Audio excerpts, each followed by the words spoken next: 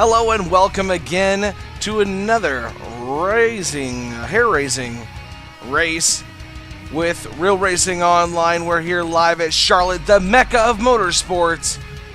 For tonight's DG Vertec 300, 200 laps are on the board to be ran tonight. And qualifying is going to start here in just a couple minutes. We're about 53 minutes and 25 seconds into our practice right now, and we've got a lot of stuff to go over. And the players that are in the game tonight, let's check it out. We got Richie Evans, Mike Rominger, Aaron Berge, Rachel Whiteford, who's going to be joining us in the booth for the race. Commentating right along with me tonight, Jerome Howard, Jose Pabon, Christopher Perryman, Jeffrey Creek, Danny Sanchez, Stephen Mastro, Matt Cherry, William Roberts, James Thorndike, and Daniel T. Murphy. Matt Wirtz and Brian Wirtz, the Wirtz brothers, are back once again. Casey Knighton, a new addition to the Real Racing Online stable, as well as Kevin Parsons, a past champion for Real Racing Online on the track tonight. Practice is almost over. We got about 6 minutes left in practice. 19 drivers signed up at this time. And we're looking for some good green flag running from these guys tonight. I think we'll see it. Jeffrey Creek back in the house after a little hiatus there, and we were off for 2 weeks from broadcasting while I was getting some stuff done. But we're back. And that's all that matters. Welcome to Real Racing Online, the best iRacing league out there. Thank you for joining us on tonight's special event, the 200 laps at Charlotte Motor Speedway, the DG Vertec 300 miles. And we're back in effect. I'm glad you're here, though. Get your popcorn, get your pop, get the family in the room, get settled in, because it's going to be a long one, and it's going to be a fun one, and I'm sure that we're going to see a lot of passing tonight. Top practice qualified times right now, 26.550 with Jeffrey Creek in the lead, but he's only in the lead by 3/1000ths of a second over William Roberts. Matt Wirtz bringing up that third place with a 26.610. Aaron Berge only 1/1000th of a second off of Matt Wirtz. And I know you're used to seeing Brian Wirtz up in that spot and not Matt Wirtz, but Matt Wirtz is actually up there. Matt Wirtz has gotten a lot better since we fixed some problems that he was having with his G27 steering wheel. He's ready to roll. You're watching Real Racing Online. We'll be right back. We're going to go to promo, and we're going to cut to the national anthem before we come back and give you live coverage here from Charlotte Motor Speedway.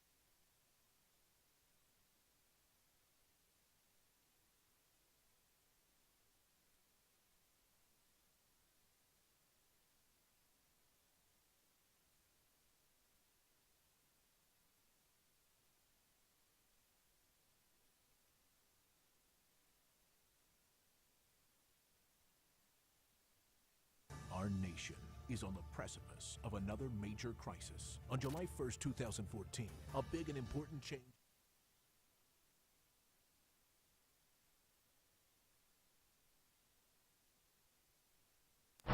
Look who snuck his way up into the 5th and 6th position. Michael Woolley, who led just a couple of laps shortly on some old tires here at Charlotte. He's made his way back up to the front. Now he's working on the outside of C.J. Levere for that 6th spot as Michael Woolley now gives the number 10 truck a little bump into turn 1, John Abbott.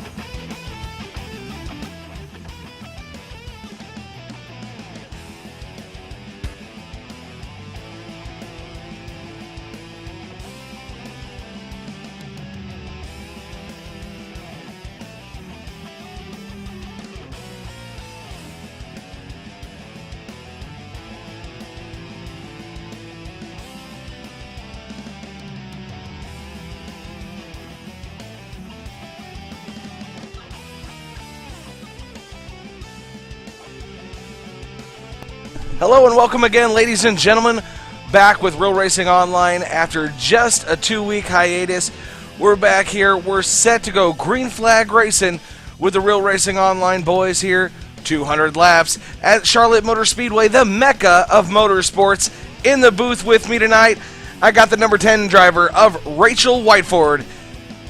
How's it going, Rachel? It's going really well, Michael. Hi, nice to be here tonight, you guys, to go 200 laps at Charlotte.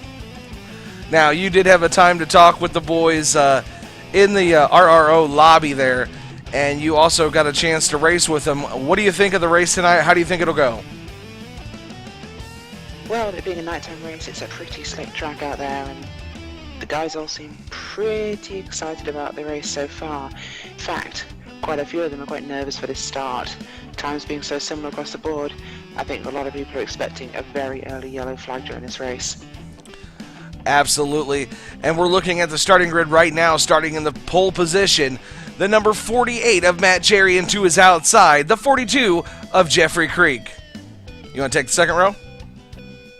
And the second row at the moment is going to be Jerome Howard and James Thorndike. Third row, Mike Romlinger, William Roberts. Over to you.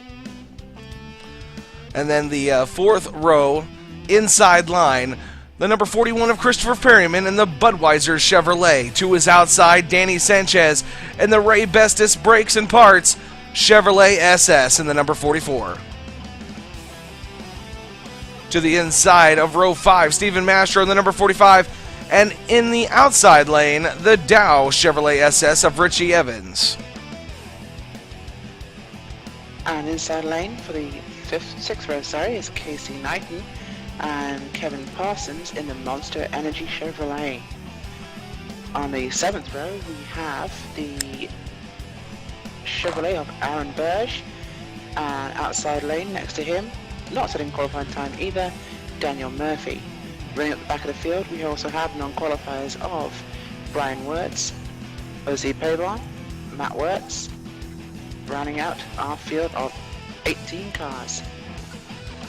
18 cars, I just stuttered there. 18 cars set to lead us down to the green flag, and we're about ready to get rolling. 200 laps, 300 miles here at Charlotte Motor Speedway.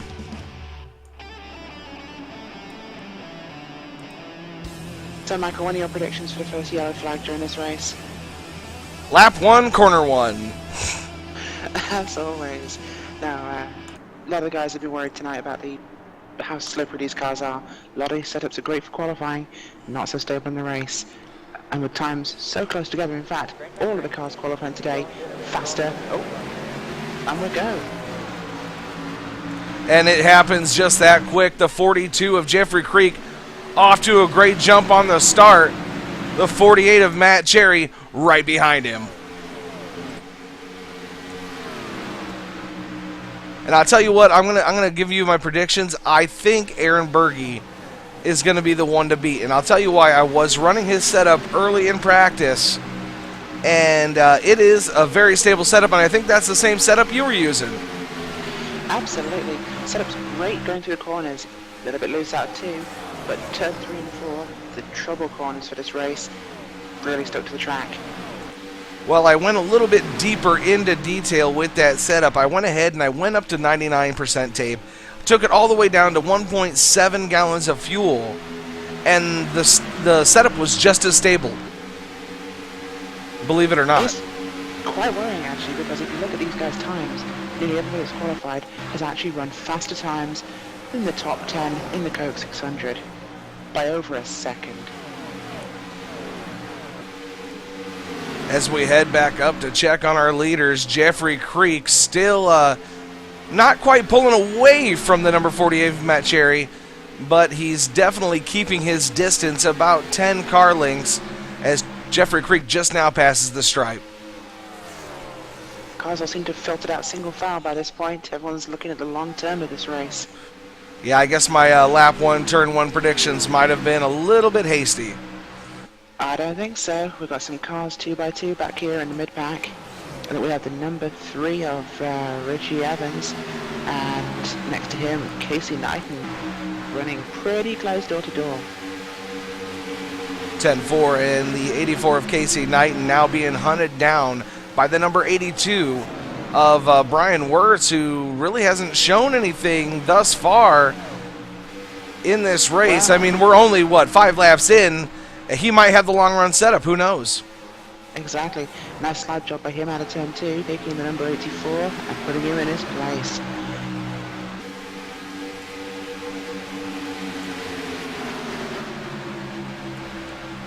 And now the 82 of Brian Wirtz working around the number 3 of Richie Evans as they come out of 2 onto the backstretch, the long backstretch of Charlotte Motor Speedway.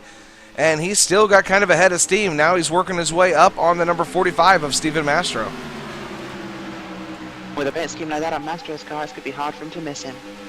No kidding, you could probably see him from the Hubble telescope as he just disappeared from the race service just for a split second there. The 82 of Brian Wirtz now working on his high side as they go down the backstretch. That 82 has got to be a contender for the win for this one. He's moving through this pack like a knife through butter. I like your analogy there, Rachel. And this might end up being a quick race after all. Aaron Berge now working up on the backside of that 44 Ray Bestis Brakes Chevrolet SS of Danny Sanchez. And Aaron Berge not making a whole lot of moves just yet. Right behind him, as we were talking just a little bit ago, the 82 of Brian Wirtz and the Oreo Cookie Peace T Chevrolet, Ford Fusion.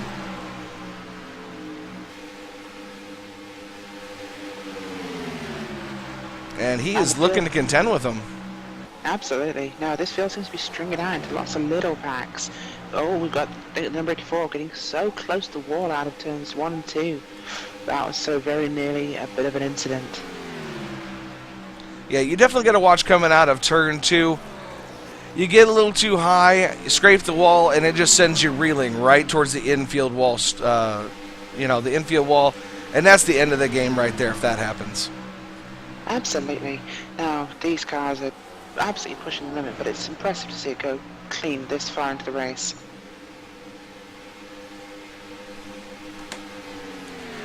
Considering how loose some of these cars are during the practice session, and from my own experience driving during the practice, it's so easy to get this thing out of shape. These guys are doing an incredible job. Well, one thing the guys in Real Racing Online, after they get their 15 practice laps in, which is one of the things that we definitely strive to make sure, we make every driver that comes into the service get 15 laps straight without any incidents or cautions before they can actually qualify for the race to get into it. And after that, though, what they do is they try to push their car as hard as they can to see what it can and can't do, and that's the name of the game. We have Aaron Burge making a move on James Thorndike all the way side by side through the tri-oval, and he finally makes the pass on the back straight. But will he hold it?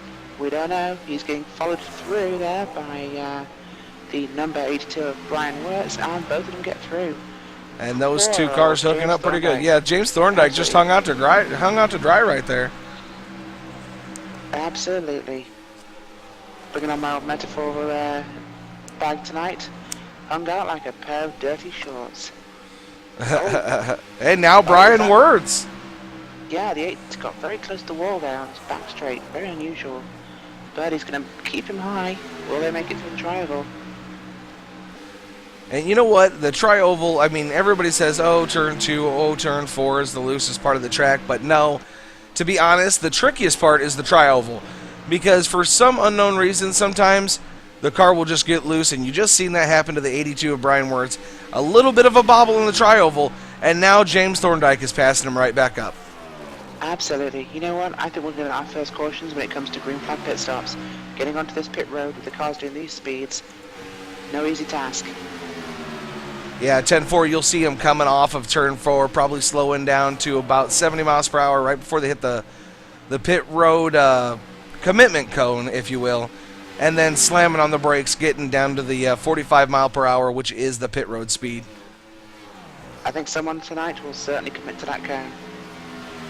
We will have to see. I'm thinking we'll probably see a couple of speeding penalties tonight. I know we did last night in the ITSR race that we broadcasted. Just a couple, though. It wasn't too bad. No, absolutely. And we have the 00 right at the back here. Note the 22 of Jose Pabon passing both Casey Knighton and I believe Kevin Parsons, bringing him up to 14th position on the track. Actually, that was the 81 of Matt Wirtz. Sorry to correct you. I got it wrong, I apologize. It's okay. Don't worry about it. So I have to keep up with these guys when they're passing back and forth. Now, one of the fastest guys in practice was Matt Wirtz. Absolutely. Do you think he's got a problem, or is he staying back there? I think he's just taking it easy. I think it's tactical. Exactly. Absolutely. Matt Wirtz has come on so much more stronger this late in the first half of the season, I should say. He wasn't using 900 degrees of steering rotation, and we finally showed him what he needed to do. If you know what I'm talking about, Rachel. Absolutely. Although there is a hot tip from the ranks of the eluded pros who are using 180 without force feedback. So there is two sides of that coin, Michael. 180 degrees? Absolutely. Some of the pros, no force feedback, 180, and it works for them. Well, you know, I don't use force feedback myself, and the reason I don't is because I haven't found a wheel really yet that I like that, you know, actually feels, you know, like the car's getting loose and whatnot. Well, it's a tough thing to find, but, you know, personally, I like to keep it on. It gives me a better feeling for the car.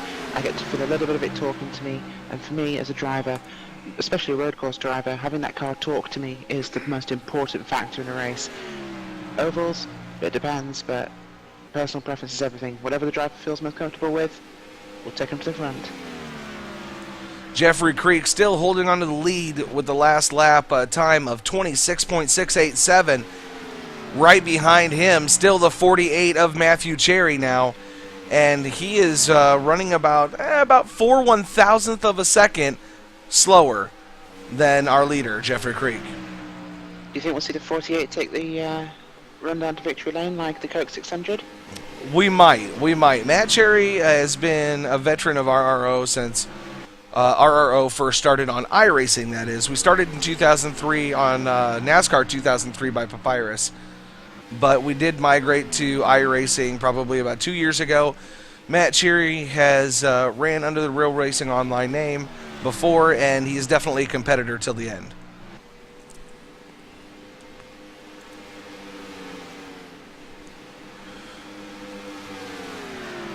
William Roberts back there in the third position. He's putting on a good showing. He's got the number 4 of Mike Rominger, another veteran to Real Racing Online, in the Budweiser Chevrolet SS number 4 machine there.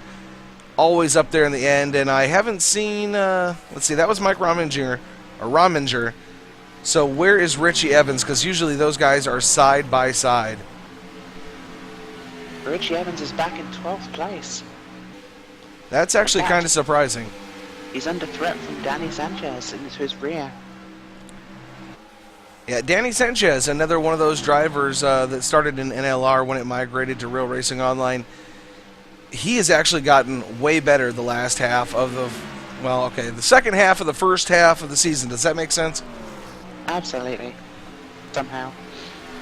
Somehow you know what I'm talking about. Well, some of the time. Hey. Watch it, Rachel. And that 44 keeps closing up on that Dow Chevrolet. You know, he keeps washing up just a little bit in the corners, but he's getting the run when he comes off. Absolutely. He's making it down the way, making it to the tri-oval, but XT2 and XT4 just seems to lose a little bit and wash up the track. Great top-end speed in that car, but perhaps not the grip he needs.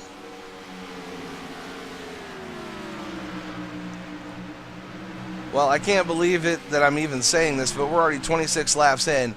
No cautions as of yet. What do you think of the racing so far here, Rachel? Well, after the first initial laps, the cars seem to spread out very quickly.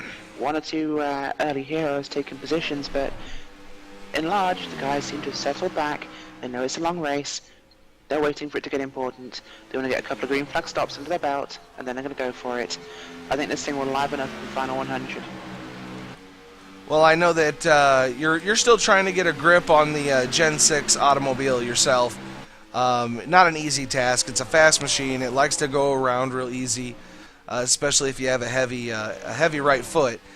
But let me ask you this: Are you looking forward to maybe running with these guys in a few weeks? Oh no, hang on, sorry. We have the number 18 of Jerome Howard who's just gone into the wall, coming out of turn 2. I think that's going to affect him well. The 82 is going to lead him. We'll cue up the instant replay real quick. Yeah, while you're looking for that, yeah, the Gen 6 car is an absolute beast. Nothing like the truck, nothing like the Nationwide cars. This thing has power in the spade loads. It's a daunting challenge, but it's certainly an exciting one. And it looks like he got stuck on that top lane, and he did crack the wall a little bit. I don't know if that's going to upset the car too much, but it was a pretty good knock into the wall. Absolutely, just running on board with this car now. We have definitely got some serious front, right, and side damage to that Ford Fusion car. Is it going to affect his speed? Well, the front end seems intact. Fortunately, our racing doesn't simulate wheel rub, otherwise he could well be in trouble right now. Yeah, he's definitely off the pace as he's setting a pace lap right now of 27.272. And just for a point of reference, our leader just ran at 26.795, so quite a bit off the pace, Rachel. Absolutely. In fact, the cars both behind and in front of him are just miles faster. If he doesn't come to pit road soon for some repairs, I don't think he's going to go very far in this race. Oh, we have cars making their first pit stops, I think, here. We've got the 28 and the 8 are in. 48. Aaron Early pit Berge, strategy. yeah, early pit strategy, which is a little bit surprising. They do have 73% fuel in these machines. The reason that we do that is because we have 75% race links usually. Aaron Berge in Double there zero, getting eh? 4 tires. Yep, 0-0 of Kevin Parsons. That's Aaron Berge's Apocalypse Motorsports teammate going in. And the 8 wins the race off pit road for this round of stops. Brian think he'll Wirtz take that also position. down in pit road, and he's coming off as well. The Cars all seem to be coming in 0-0. now. There's our leader, Jeffrey Creek. He's in there. And also the 48 of Matt Cherry, who is right behind Creek, getting 4 tires and full of Sunoco fuel in those Chevrolets. And looks like Jeffrey's running the Toyota. He might be the only Toyota in the group. Well, it could either pay off or not, but with our racing's balance of performance, oh, will the 48 manage to beat him out? No, they don't, but he's going to give him a good run. Still out, 42 in front, 44 behind him. Much closer now, though. And it definitely looks like everybody might have made their pit rounds already. I don't know. I haven't seen Casey Knighton. There he is. He's just now pulling into his pit stall, along with the number 3 of Richie Evans. The challenge here will be to see which one of Jeffrey Creek and Jerome Howard, sorry, Matt Cherry, will manage to get their tyres up to temperature in time, either to make a break or catch that 42 car. And now the 59 of James Thorndike also hitting pit road in his stall. Fell back rather quickly in this one, and looks like he took a right rear tire only. That's what it looked like. Choice. Yeah, that is. I don't think the number 18 has pitted yet. He's Yeah, not pitted. he was in the pits. He's already come in and he's out. I he's did not see him taking down any there on pit repairs. road. Yeah, he might. Because he But there is might still not have slow. been that many though. It could have been only 30 seconds worth of damage. The car is still damaged. Looking at the model here, he's still got a lot of right front damage. And after the pit stops have cycled through, Jeffrey Creek back in command of this race. And the 48 of Matt Jerry still hot on his heels, Rachel. Absolutely, those guys seem to have kept good place. William Roberts still up in third. Aaron Burge up to fourth. Great move there for the brake car. Oh, yeah, of course, yeah. I mean, Aaron Berge was back there, probably around 10th to 12th spot. Now looking at himself sitting in 4th spot. And like I said, that was my pick to win. And we'll have to see if he pulls it off or not. Absolutely.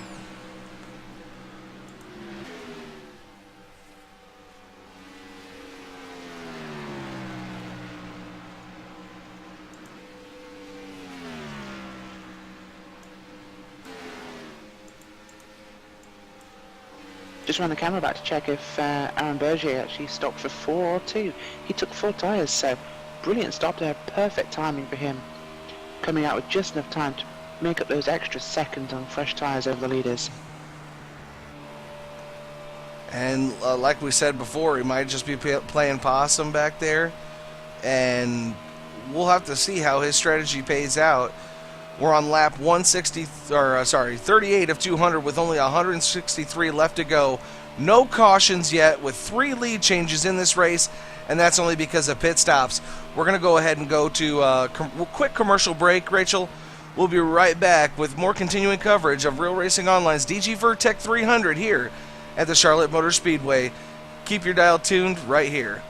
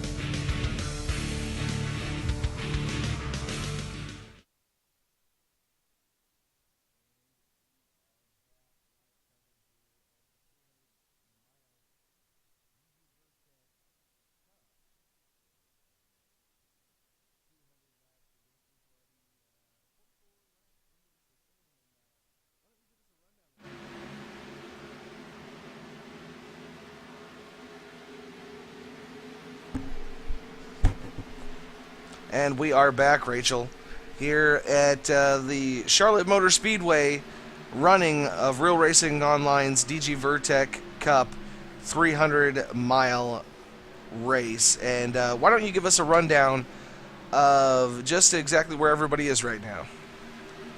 At the moment, looking at the timing charts, we have Jeffrey Creek still up in 1st place, followed by the ever-elusive Matt Cherry. William Roberts in 3rd, Aaron Berge in 4th, Brian Wirtz 5th, Mike Rominger in 6th, followed by James Thorndike, Stephen Mastro, Daniel T. Murphy, Richie Evans, Danny Sanchez, Matt Wirtz, Kevin Parsons, Jose Pabon, Casey Knighton, Jerome Howard, and in last place, Christopher Perryman. Just been watching, Michael, a little battle going on here over the commercial break between 8th place to 45 Stephen Mastro, all the way back to the 12th of Matt Wirtz. Those 5 cars running very close together, and we have our first Sim-related issue of the night. Looks like the 44 of Danny Sanchez is having some blinker issues. Well, that's always to be expected. I mean, you've run iRacing enough by now that you know that, unfortunately, internet connection's not always the most stable thing in the world. Absolutely. It's unfortunate for him having to give people positions so they aren't affected by that blinking. But he seems to be settling down. Should be coming back after them. We've got some two-car tandems here. We've got the 45 and the 75 running together, and the 3 and the 81 paired up, running after each other. We've got some close action that could end up giving us some interesting racing. Right now, that 75 machine you're looking at on your screen, the Hoosier Tire Ford Fusion, that is Daniel T. Murphy, and Daniel T. Murphy right now our current points leader. Although he's just being passed by the number 3 down machine of Richie Evans. Will he hold it into turn 3? Yep, he's going to make that stick. And yeah, the 75 gives up and the slots back in line in front of the 81. These guys are being very cautious still at this stage of the race.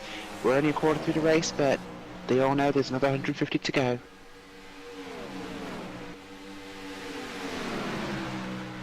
Yeah, here at Real Racing Online, we're not so much worried about, quantity of drivers, but quality of drivers. And I think this really does show.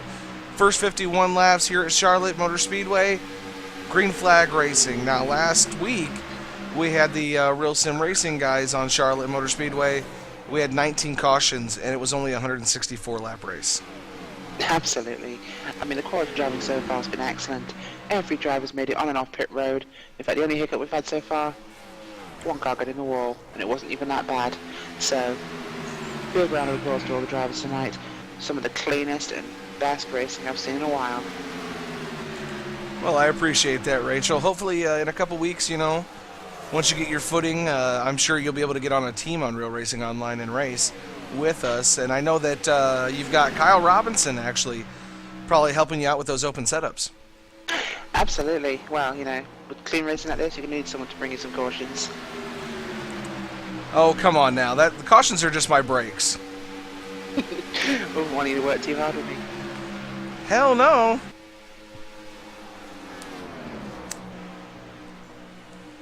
No, I'm currently working with 4-wide racing, hopefully getting up to speed in this cup car.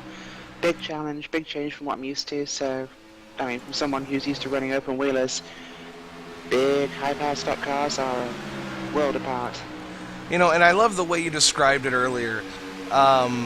You were one of those people that thought, oh wow, you're going around in a circle. How hard could that be? But give the listeners your depiction of oval racing.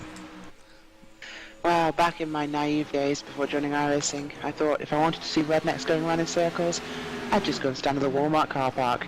But you know what? It's a hell of a lot more exciting. 10-4. There's a lot more strategic events that are going on inside of an oval race than just turning left. Absolutely. I think the biggest difference and the easiest way I can describe it is in road racing, the driver is fighting the track. The other cars, just a secondary consideration. In oval racing, you're not fighting the track, you're fighting every single other driver on there. That's the big difference.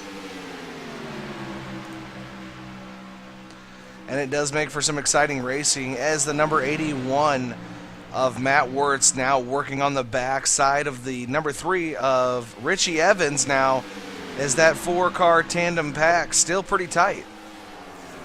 Absolutely. It's got the 00 trailing behind them, hoping to pick up some scraps, but those 4 have been running together for the last 10, 15 laps. I don't think they're going to get into each other. They're being very respectful and giving each other just the room they need. Well, they're playing around long enough here. It's given the 00 Monster Energy Drink Chevrolet SS of Kevin Parsons a chance to work up on the tail end there. Now he's got his sights set on the 75 of Daniel T. Murphy. Absolutely, but with the pack up front so tightly grouped, I don't think if he passes him, he's got anywhere to slot into. Yeah, he might catch up to him, but it's going to be one bear of a time trying to get around him. Well, it's not like passing one car. He's going to have to pass at least 3. Exactly, at least. Aaron Berge still sitting pretty up there towards the front of the pack. No problem so far with 142 to go. Like we said before, me and Rachel both used his setup during practice, and it was one heck of a stable setup. And I think it's the long-run setup, if you ask me. Absolutely. And looking back at the 18, he's still getting lapped by the cars. That's the 59 of James Thorndike passing him, 6th place. I think that guy's got some serious damage that just hasn't been repaired. Well, with Green Flag Racing, I mean, you go into the pits, you can get as much fix as you can within the given allotted time that, you know, that your tires are getting changed and your car's getting fueled. But it's not like caution conditions where you can sit there for a few minutes and wait for the pack to come. They're already coming under Green Flag conditions. You cannot sit there and wait. Absolutely. And currently we're seeing cars going a number of laps down. That is the 42 of Jeffrey Creek out front, about to make a move on the 41 of Christopher Perryman, who is already 1 lap down. This will send him 2 down, Michael. 10-4 on that as I dropped the cherry off my cigarette into my lap, and that hurt. I hit it on Not recommended, folks. I don't know if you have do you have a cockpit yet, Rachel, or are you just kind of sitting at a desk still? I'm one of those people there with a desk, my pedals under the desk, wheel mounted on I it. did that for so many years. I hated it. See, for me right now, it works because as much as I'm a driver, I'm also an artist, so I'm doing a lot of back and forth between painting cars, driving them, so at the moment, it's a heck of a lot easier to paint and preview a car with a desk than it is with a cockpit. 10-4. Well, I don't know. You might disagree once you see how I have mine set up, but I probably will. until I send you pictures, you know, I built the cockpit for right around $100. It's got a very stable frame. I actually use a full containment aluminum seat, just like you know, real race car drivers use. Not one of those cushy, you know, Ubuntu seats that they make with like cushions for your butt and stuff. This is the real deal, baby. Oh, absolutely. Sure do look forward to seeing those pictures. As we've been talking, the number 22 of Jose Pabon has gone down 1 lap. Now we have 4 cars 1 lap down. That is Jose Pabon, Casey Knighton, Jerome Howard, Aaron Berche is a lap down. What happened to him? Aaron Berge's a lap down? Absolutely. You know what? I see the 82 of Brian Wirtz coming out of the pits. I am almost guaranteeing that the number 8 of Aaron Berge might have pitted again. And this is right around the lap frame if you ask. I mean, if you look real quick, I think that's might have been what happened. He's already taken his second pit stop. He has pitted for 4 tires. Just gone back and watched the replay. 4 tire stop for the number 8. That was a surprise and one I did not expect. So he's 1 lap down because he's pitted. This has definitely been, you know, I mean, there's some tight net racing here and there on the racetrack. Nobody's gotten in really any trouble. We've seen Jerome Howard tag the wall a little bit. He's had some trouble. We got a car a lap down. We got a car 2 laps down. Aaron Berge has already taken his second pit stops. The other round of pit stops are already starting. This has probably been some of the best racing I've seen out of these guys. Absolutely. And just watching the number 42 of Jeffrey Creek coming out. He's lost the top spot to James Thorndike, previously our number 3rd position driver. Matt Wirtz in 2nd. Jeffrey Creek coming out onto the track in 4th place. But will Thorndike be going to make his dive to pit road soon? Looking at him on the track. No, I think he may well stay out for the lap. Jose Pabon also getting 4 tires and fresh Sunoco fuel in that 22 machine, and he makes his way outside of the pits. And here we do have a taker coming down to the pits. Let's see who it is real quick. So far we have James Thorndike, Matt Wirtz and Danny Sanchez, only cars who have not stopped yet. Are they coming? Yep. Danny Sanchez and Matt Wirtz, 2 of the ones that you were just talking about. Absolutely. Oh, James Thorndike also in, so the lead should recycle through to Jeffrey Creek. Good job by James Thorndike, staying out as long as he could, though, getting those ever crucial bonus points towards the championship.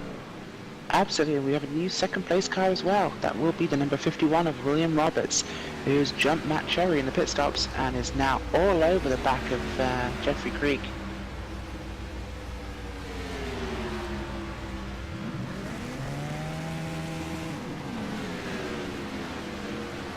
Also the number 41 of Christopher Perryman. He was already down 2 laps in his Budweiser Chevrolet SS. He's in the pit stop. He's going out, and he's out of here. And he's got his work cut out for him, I tell you what. Absolutely.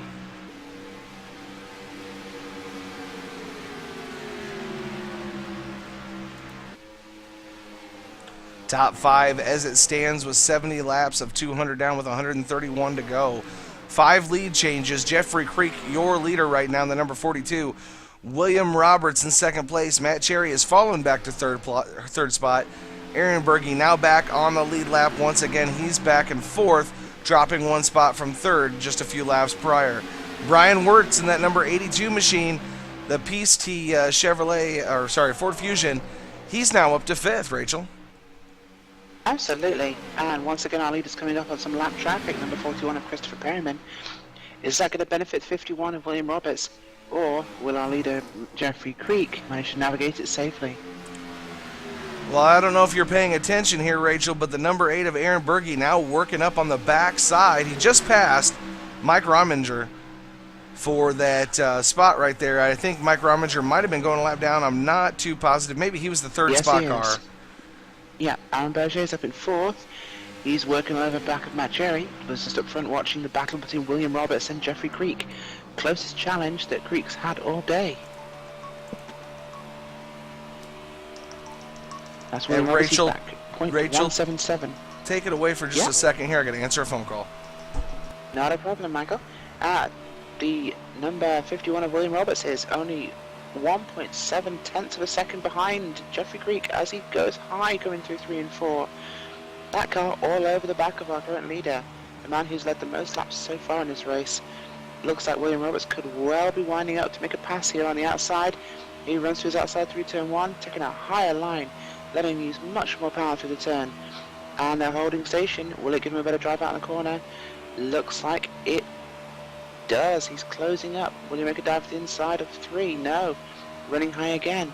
Finding that middle line on the track a lot more satisfying for his car. Really close racing up here. The 2 front cars separated by less than 1/10 of a second. William Roberts constantly running high, running through the corners here, trying to find that grip on the track. And we have a challenge for 3rd place as number 8 of Aaron Berger goes looking down the inside of the 48 of Matt Cherry. Can't make it stick. Falls back in behind him. Ready to make it on the next lap round. Big movers now. This middle stint. Drivers trying to find some space on that track. Really wanting to get that lap position so they've got something in the bag for pit stops.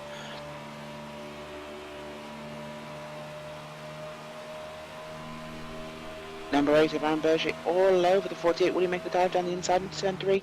He does. Can he make it stick? The 2 cars side by side as they go through 3 and 4. Can he come on the outside? No, they're still level as they come out of 3 and 4 into triangle. Number 8 still on the inside. Can he hold his position? Will he make it stick into 1 and 2? 48 running on the high side, trying to find that little extra grip to get him past him. The 8 still holding position on the low side. 48 is a bit further ahead. Will he hold it? Yes, the 48 pulls that position back. One hell of a battle by Matt Cherry. Sorry about that, Rachel. Had to take a phone call. Not a problem. I guess some great action. I see. I just seen the tail end of it. I think I figured out why these guys are doing so good tonight, Rachel. Do you want to know what I think? What my hypothesis is? Come on, spill it. I think it's because they're trying to impress the new girl. They must be. Well, they're certainly doing it. Like, oh, we got a new girl watching. We got to be good now. You would not believe this is the same group of guys that raced at Bristol earlier this year. I swear to God, there was like 32 cautions.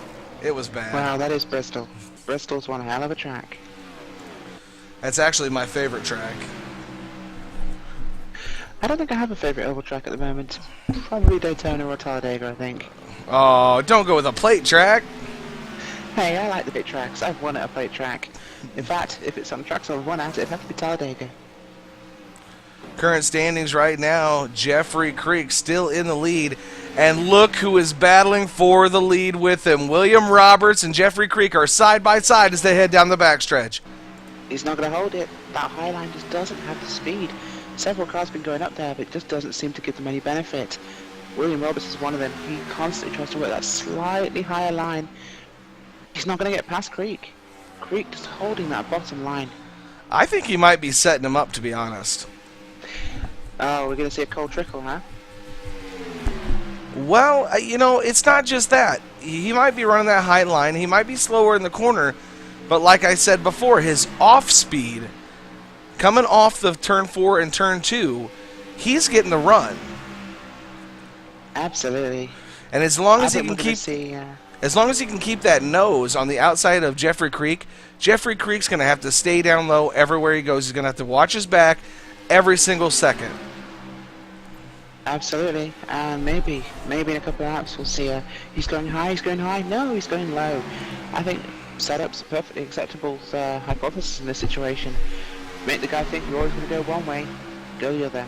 Although, going high can give you a great slingshot out of turns 2 and turn 4, that extra speed coming off the banking, so could be that extra little power to give him an undercut.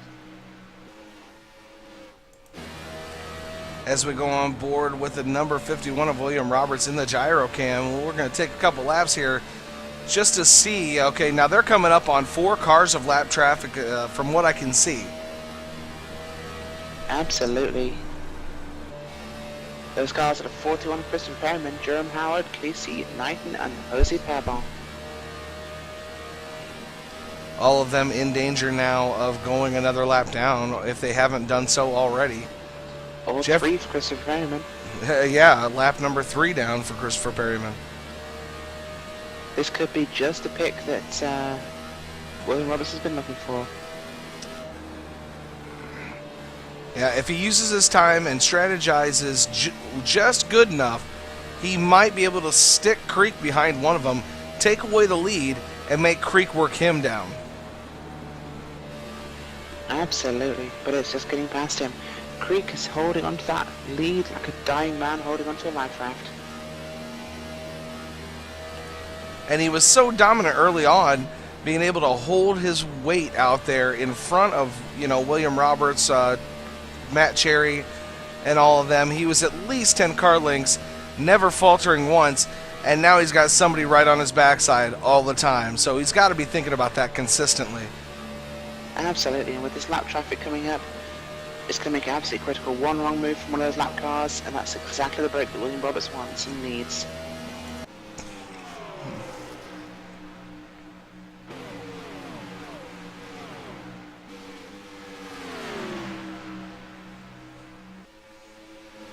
A lot of the cars throughout the field from about 5th place back, running in quite clean air.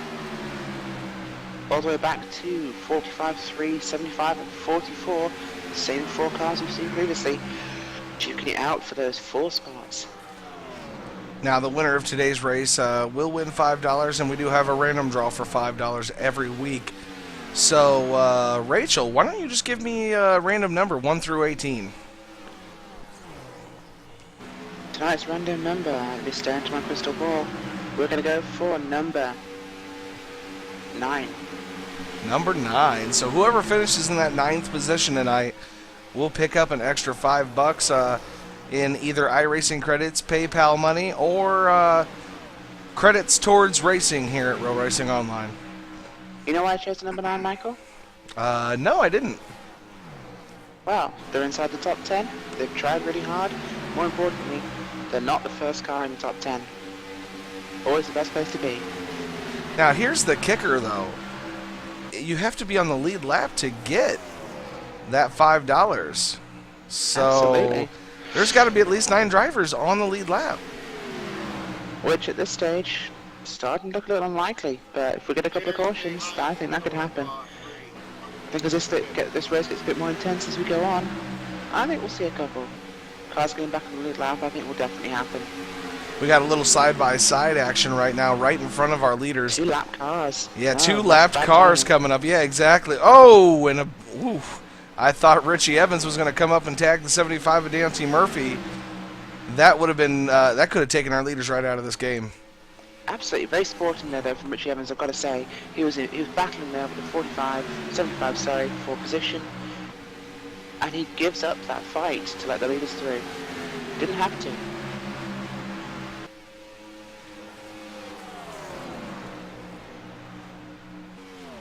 Of course, in NASCAR, not only could a driver fight to maintain his position in the lead lap from the leader trying to lap him, but if he's fighting position with another car, he has every right to stay in his way. We should Good be sporting looking at behavior. pit stops coming up here very shortly. Well, once again, Rachel, if I'm not Absolutely. mistaken, let's see, 32 plus 32 plus 32 is 96. So it should be coming up. 5 laps time now. We're going to see who's got the strategy, who's going to go early, who's going to go late. Well, at this point in the race, you'd have to be thinking, they've got to be thinking about, okay, can I make it past the halfway point with my fuel? If I can, then I can make, possibly, if they stretch it long enough, a three more stops in this race, and then that's all the stops they'll have to make. I don't think that's going to be possible. Well, unless they save a lot of fuel for those next 2 stints, I don't think it's possible. I think unless we get a couple of cautions, 3 stops is not going to be enough. I think we're looking at 4 stops from this point, Michael.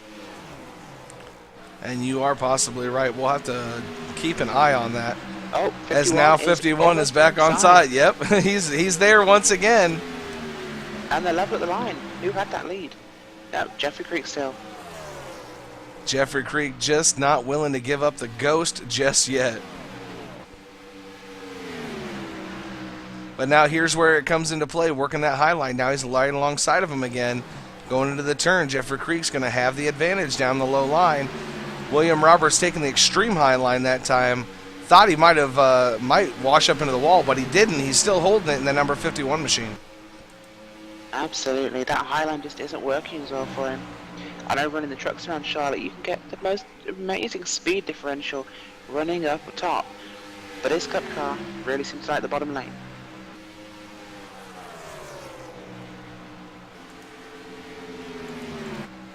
'51 closing up really fast behind the number 42. Going to the outside, do the tri-oval. Not the best place. If I'd have been him, I'd have gone for the inside. And Brian Wirtz making his way out of the pit stall once again. So green flag pits have started to make their way. So we're going to keep our eye on pit road here for just a couple minutes. I think this lead. Oh, there we go. The AmeriQuest car making his pit stop. I think this next pit stop could well see as a lead change. I think if that number 51 gets into his box cleaner and faster than the number 42, he'll take it. Will he take 2? Will he take 4? Will he sacrifice that little extra grip to jump Jeffrey Creek on track? Number 45 of Steven Mastro and the 3 of Mike They're Rominger. both in. Both in. The 48 of Matt Cherry, he was running third. He's in as well. This trip to pit road is going to be critical, Michael. Yeah, it's going to get really busy here now as we have 4 or 5 cars on pit road at one time now. Jeffrey Creek, our leader, and William Roberts also coming in here. This is going to be crucial. Clean stop there from William Roberts, much faster into his box. And we're watching them. Will Roberts is taking 4 tyres.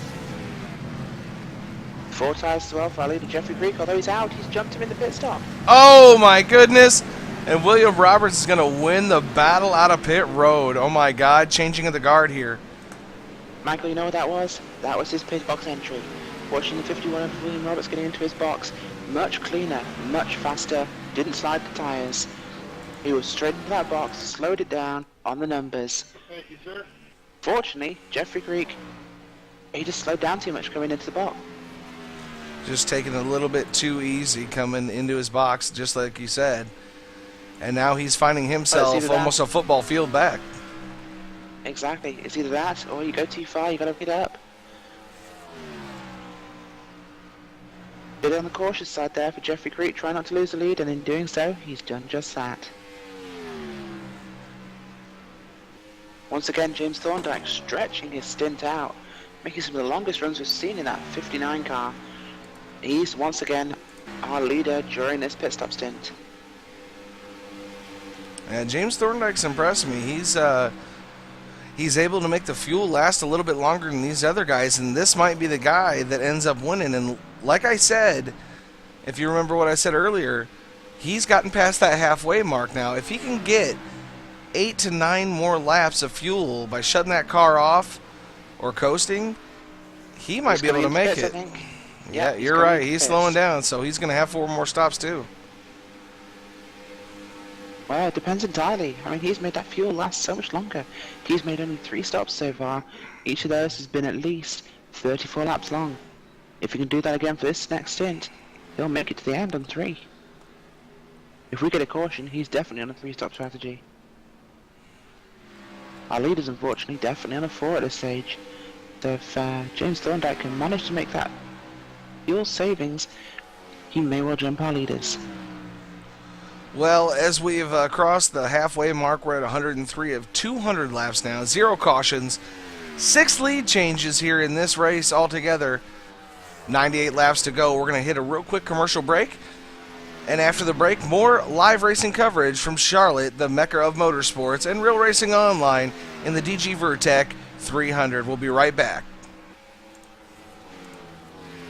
In a world where survival is the only rule, and fear has no place, where winning is everything, and weakness is fatal, how much difference can one person make? That depends on the person. In every life, there is a line that cannot be crossed without leaving everything behind, except faith. Once that step is taken, there is no looking back, and all that lies ahead is destiny.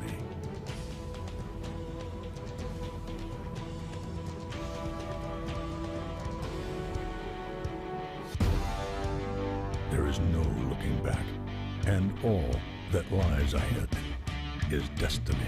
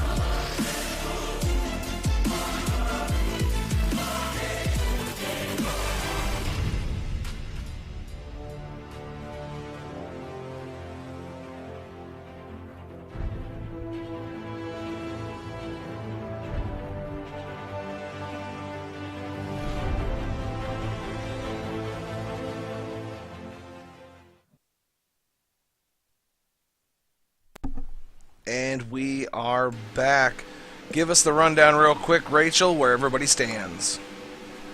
Well, at the moment, William Roberts in the 51 is still leading, although Jeffrey Creek in second is catching him very quickly.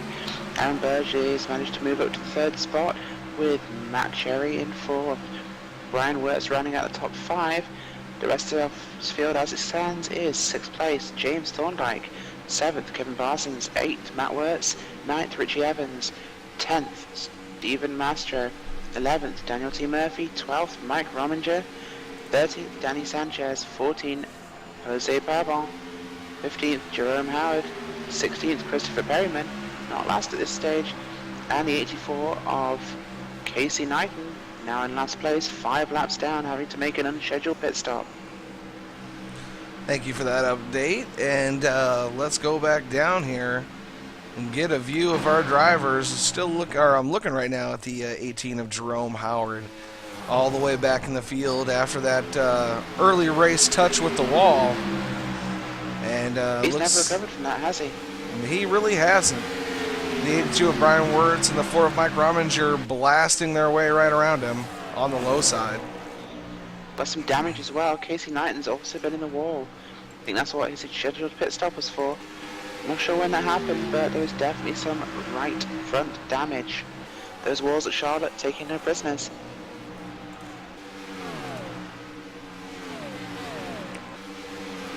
William Roberts still showing some muscle, but the number 42 of Jeffrey Creek hot on his heels as they are catching up to that 84 machine as the 84 of Casey Knighton goes up high, gets into the wall to let him by. That might have been what put him in there in the first place. I think he got a little bit too high. And speaking of getting high, where is Kevin Parsons? Kevin Parsons back in 7th place, the last car on the lead lap. He's 24.8 seconds behind our leaders with the 00. Oh no, he is a 00. Sorry. Working on the 59 of James Thorndike.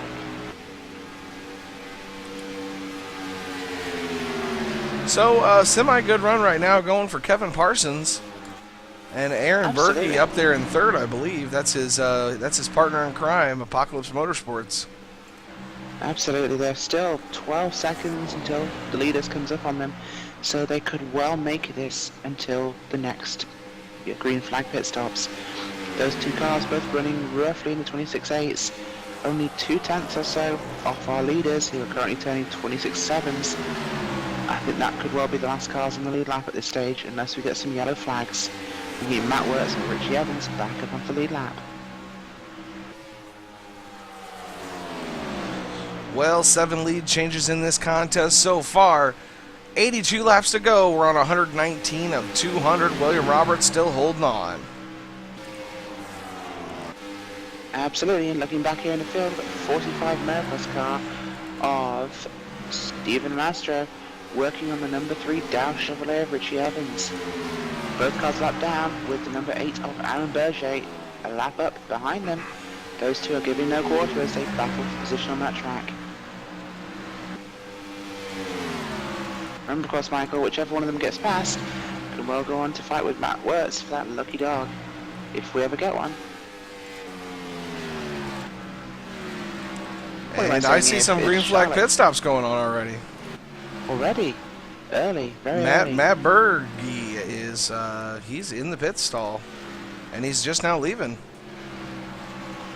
That's Aaron Berger, not Matt Berger, Michael. It's Berge. Yep. Berge, sorry. It's Berge. okay, don't worry. I liked how you were saying Berger. So. I like to add a little culture to this NASCAR. Actually, exactly. Add a little culture. That's exactly right. And all the beer being consumed, it could well be a yeast culture, but that's beside the point. Kevin Parsons also coming on pit road. We have, at the moment, I don't see any other takers, Michael. Yeah, Kevin Parsons getting 4 tires and full of Sunoco fuel in the Monster Energy Drink Chevrolet SS as he hits the rubber, and he is going to ground and pound and get out of there. Good pit stop for Kevin Parsons. Current gap between our leaders are William Robertson first. He is 1.19 tenths of a second away from Jeffrey Creek. That car, the 42 of Jeffrey Creek, is gaining on him all the time. Looking to make a move down the inside into turn 1, he pushes him wide. We're going to see a lead change here as the 42 pushes himself way back to the front. No, 51 is not going to give it up. He stays on the high side all the way down the back stretch. Can he make that cut down in 3? He's going to run it high. No, big mistake. The 42 is going to come inside. They're going to keep it. I don't think he's got enough to get past him. And the question here is, why would William Roberts be letting him work that inside? Get down there, William. Block him off. We've only got 76 laps to go. We saw earlier he could quite make it past him even when he had the inside. Although now the 42 is just getting level with him. No, big mistake there. I think Will Roberts feels much more comfortable on that high line, although at the moment he's just cost him a place. Man, I tell you what, Jeffrey Creek made up a football field size difference on the 51 of William Roberts and passes him with relative ease. I wouldn't say relative, he had to fight for that one for a couple of laps. Although with green flag pit stops coming up for our leaders in the next couple of laps, I think he could well jump him again. We'll have to see. Still on the radio panel or on the driver panel?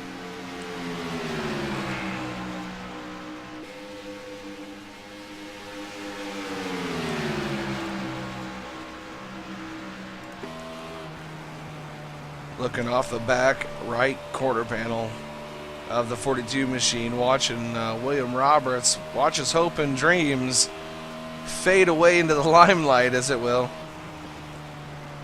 I don't think this race is done yet at all. Yeah, if William Roberts can keep getting those great pit stops, we might see another changing of the guard. Absolutely. Coming up on lap 128 at this point. Next couple of laps, 4 or 5 laps, these leaders will be pitting. Yeah, let's see. The last pit stop was like around, what, 99? Right around 100? 8. Yeah. Okay. Wasn't quite 100. I think the furthest person that pushed it was James Thorndike. But these two, it's going to be down to who gets the best entry, the best pit service time, and that all-important exit. It could go either way, Michael. Well, I think we're going to see Jim Thorndike up towards the end of this race. And well, he's the last car on the lead lap at this stage during the pit cycling. I think he's trying to save fuel. Absolutely. He's 15 seconds behind third place Matt Cherry, which puts him definitely on a fuel saving strategy. This could be a big one for him.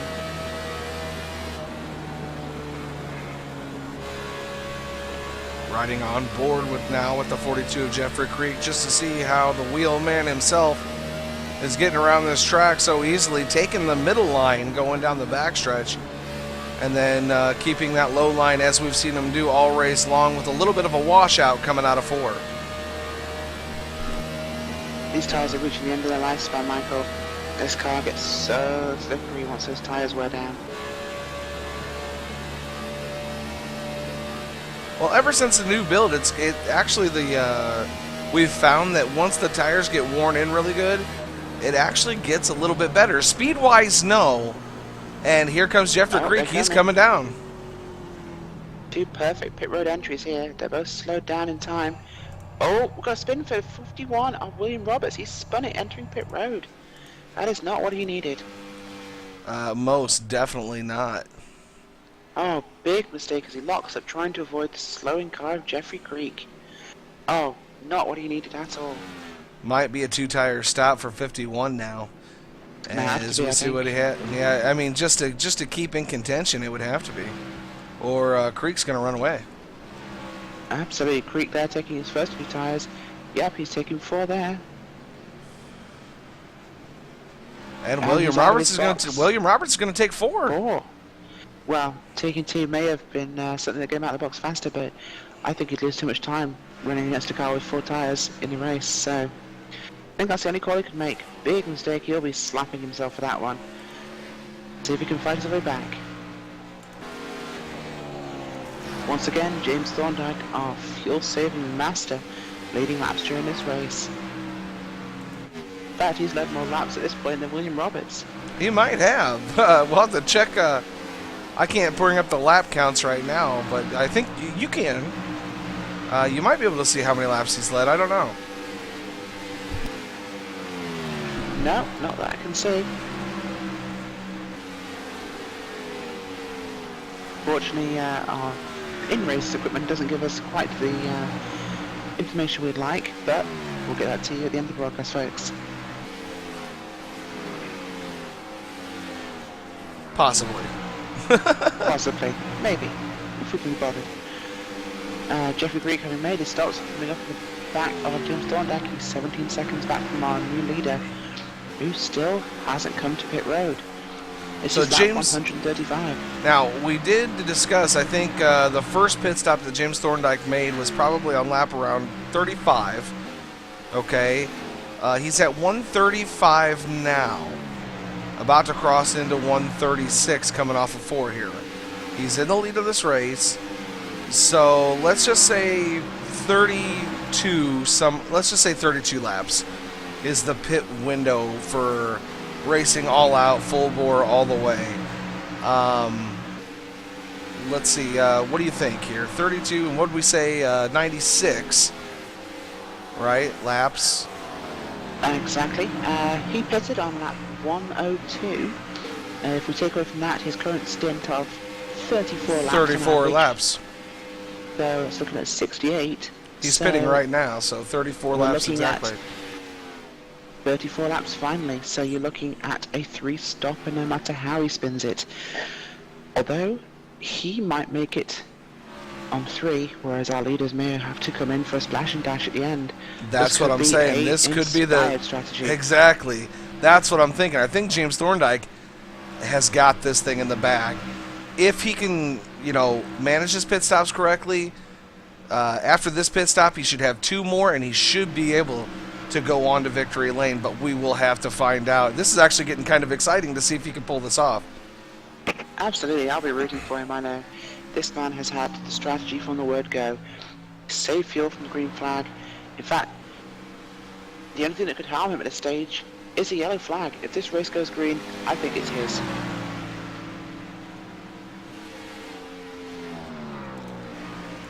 Jeffrey Creek coming out just in front of James Thorndyke, leaving him in 6th place, the first car on the last car on the lead lap. No, he's a lap down. James Thorndyke in 6th place is a lap down, having made his pit stop. So far, we have only 5 cars remaining on the lead lap out of 17 cars still running. Danny Sanchez back out after having parked it for blinking. But he's back out and running in 17th place. Next car 4 laps down, Casey Knighton. 2 laps down we have Christopher Perriman, Jerome Howard, and Jose Pabon.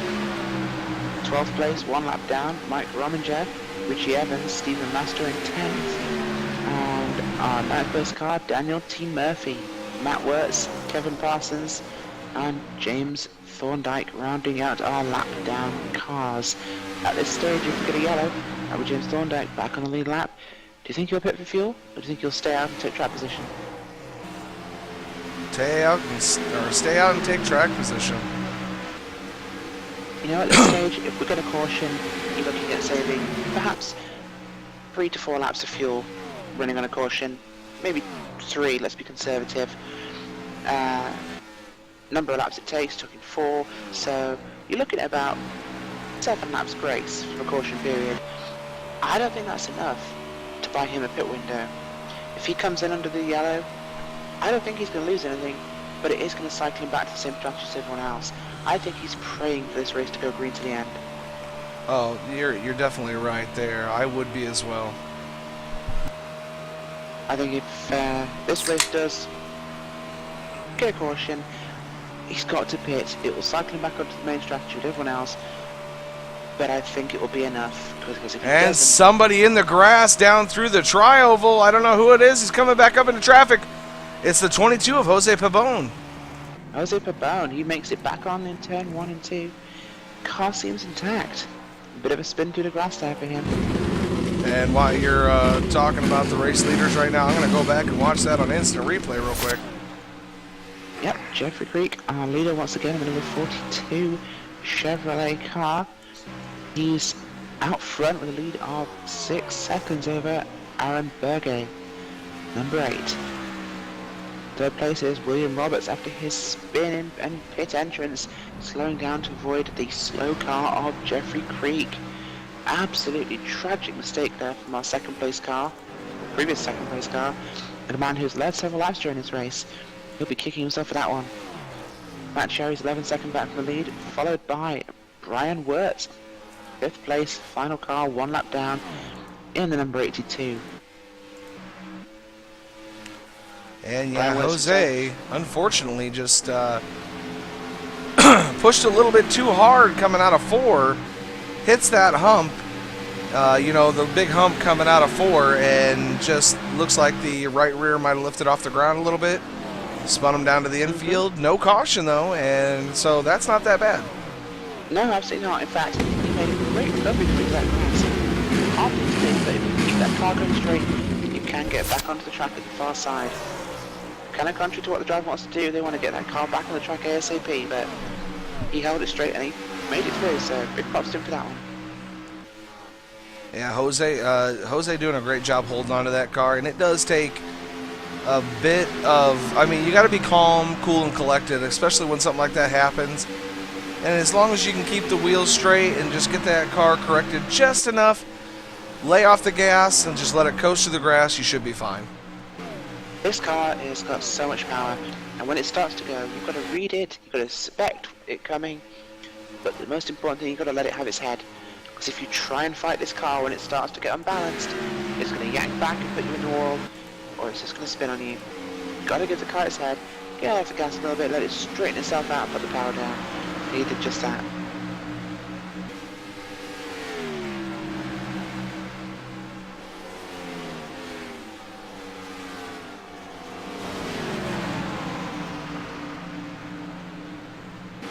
.48 car of Matt Cherry about to put the 22 of Jose Baban, another lap down. No, in fact, no, he won't because he's not the leader. But Jeffrey Creek, having just passed the 18 car of Jerome Howard, putting him 3 laps down. Still moving his way through the field, 7 seconds clear now. Over a second gain on Aaron Berger. Sorry.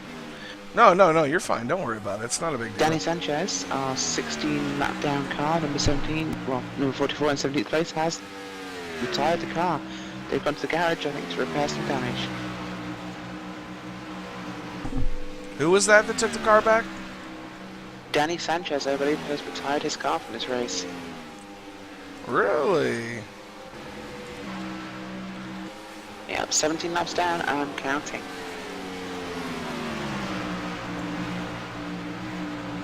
We are 3/4 of the way through this race, lap 151. Top 5 at this stage are Jeffrey Creek in the lead still. He's turning 26.7s, consistent lap time for him throughout the entire race so far. Will Roberts has worked his way back up to 2nd place, having passed Matt Cherry, who is in 3rd place. Brian Wirtz and Kevin Parsons in 5th. Also, our first car lap. So as you see it, folks, 4 cars in the lead lap. Not many, but the pace of these leaders, not hard to see why. Well, with 49 laps to go, we're going to hit one more real quick commercial break. And we're on 152 of 200, 0 cautions for 0 laps, 10 lead changes so far in this competition. We'll be right back. Keep your dial here. Real Racing Online, live at Charlotte Motor Speedway for the DG Vertec 300. We'll be right back. Hi, I'm Todd Mulner, driver of the 75M Ford Mustang GT. This is what I do by night. And this is what I do by day. I sell new Fords, and I've got the best selections of used inventory that you could ask for. Come see me down here at Central Ford.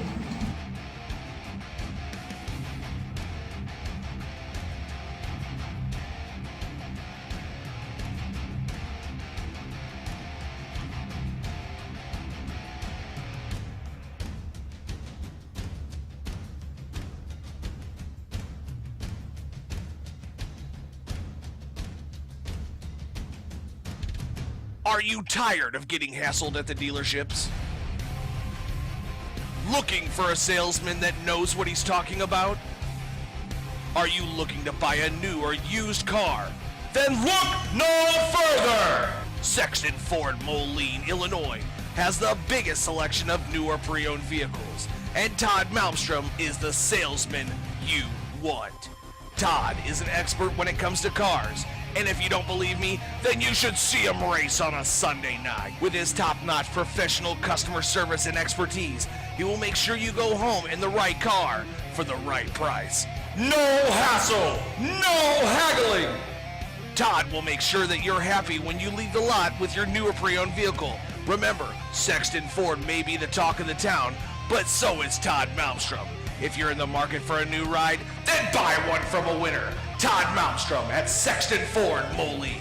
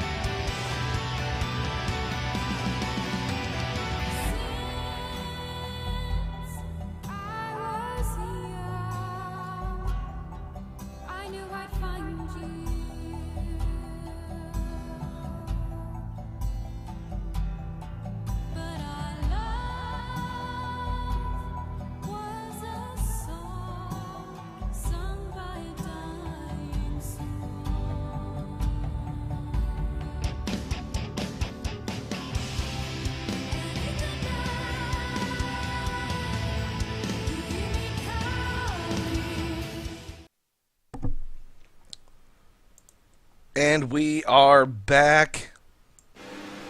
Why don't you give us the rundown real quick of where we stand? It is currently Jeffrey Creek once again still out front. His lap time's pretty consistent, the 26.7s, 8s and 9s. He's followed by William Roberts, some damage to that car after his pit entry spin on our last stop. Third place we have Matt Cherry. Fourth is James Thorndike, and 81 of Matt Wirtz rounding out the top 5. And green flag pit stops are starting for the second to last time for most of these drivers, with Matt Wirtz already having pitted. Stephen Mastro currently in 6th, Richie Evans 7th, Mike Rominger in 8th, Aaron Berge in 9th. That's your 1 lap down cars. Brian Wirtz 2 laps down right now. Along with him, 2 laps down, Jose Pavona, the number 22, the double lot car of Kevin Parsons. Daniel T. Murphy in the 75 as well. Now 3 laps down, we've got Jerome Howard, Christopher Perryman, Casey Knighton 8 laps down, and Danny Sanchez retired. And even though he's saving fuel, the 59 of James Thorndike is just passing the 82. Oh, look at the bump. Oh, no, that was very nearly a caution. The 82, a lap down car of Brian Wirtz getting into the back of the 59.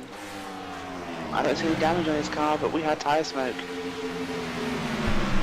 And I don't know why he would be messing around with the 59 so hard. I mean, the 59 definitely is the only car having a chance to even really battle with these top contenders, and we know this because of sheer pit strategy alone. Even then, he doesn't need to know that. On his monitor, he can see that car is not on his lap. His spotter will have told him why he's trying to get that close to him, I don't know. It's not as though he's fighting to get his lap back. It doesn't matter. That car is absolutely no relevance to him, and he's all over the back of him. And it's unnecessary. We've already had one near contact there from the 82 of Brian Wirtz, and he comes in again, right up on the back bumper, going for the outside. He's trying to pass him back. I don't know why he's racing that car. And they're both a lap down. I mean, I know that they are battling for position, and now the 59 of Thorndike definitely taking the easy way out. Just let him by, Thorndike let him take off. No, Thorndike's in the lead lap. He's back on the lead lap again? He's in 3rd place. Could have swore I just Our looked. leaders just pitted. And that's why. That's William why. Roberts also exiting the pits. He's still not managed to fix that damage on the front of his car. So I am guessing that when we come around here, yep, James Thorndike. He's number 1 on the board once again. And he's made it to lap 166. Other cars are definitely going to have to make 2 stops. Our leader there pitting on 165. He's not going to make it. And like I said before, I think that's what's going to happen. It's going to come down to the wire. The leaders are going to have to go in for a splash and go. They're not going to be able to get tires. If they do, they run the risk of James Thorndike walking all over them. And and the thing is, I don't think they even realize what Thorndike is doing here. They don't. They can't. The guy's played the best strategy all day. I mean, unless they're watching the broadcast. I hope not. Otherwise we're giving it away to them. Maybe that's why William Roberts spun. Too much pressure.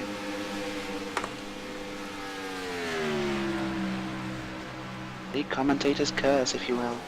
No kidding. Ricciardo is still winning consistent laps. No real change in the distance between him and Jeffrey Creek, although Creek on fresh tyres is starting to make some ground.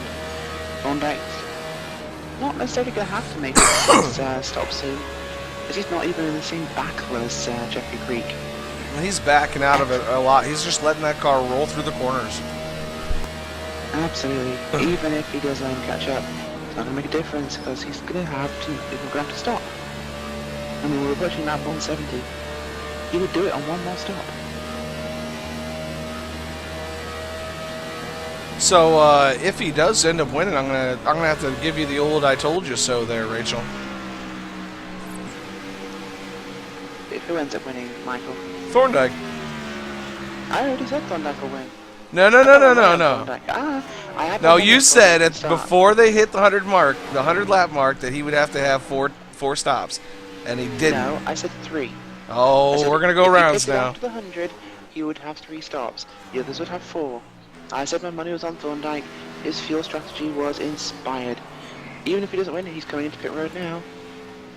And he will lose that lead right away. Thorndike are going to get passed by Creek, obviously. So this is his final stop. However, it is not the final stop for Creek. Unless we get a caution, we'll level things. Creek will have to stop. He stopped on lap 165. That is critical. Yes, He cannot make his fuel last 35 laps. He's going to have to splash and dash. But so far, no car's made it 35 laps. But will the splash and dash make up 9 seconds? Like we've seen, he was like 9.3 seconds behind Thorndike still when he came back out of the pit road. I think it could. And Thorndike's still sitting on pit road. And I think he might have got a penalty for speeding. He might have done. However, here, remember, Thorndike has only got 30 laps to go, 29 laps to go. He doesn't need to save any fuel now. This final run will be at full power. Let's see what he can do.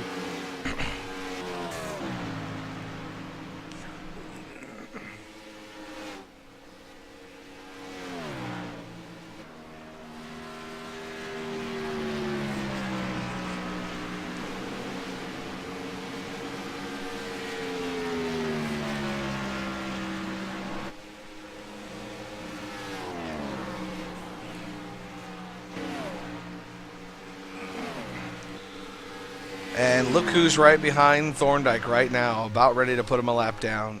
The 42 of Jeffrey Creek.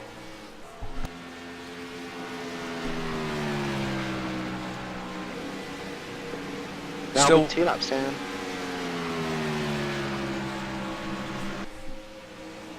It would put him 2 laps down.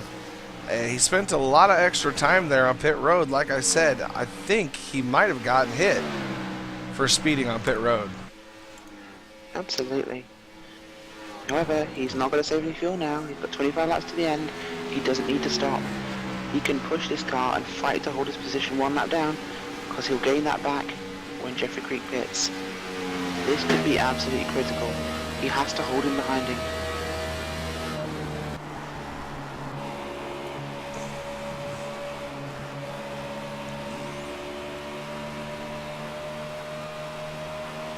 I don't know about you, Rachel, but I'm excited to see if this pays off. Oh, if this pays off, it will be the strategy of the century. It'll be the He will upset of the deserve century. this. Absolutely, but he's losing time. I don't think he can hold him. He has to get past that 18 pronto. 18 goes high. But 42 follows him through so much faster. Jeffrey Thorndyke's never been the fastest car, even now. Even not saving fuel, he's still not fast enough to hold up Jeffrey Creek. Jeffrey Creek definitely with a superior setup here at Charlotte Motor Speedway. He's been working on it all for 2 weeks now because we had the All-Star last week. So he's had 2 weeks to think about it, fine-tune everything, and the dividends are paying off. And he's running his fastest lap of the race so far, 26.694. And he's going to get the 59. But he lets him through, doesn't even fight him. Biggest mistake there for James Thorndyke.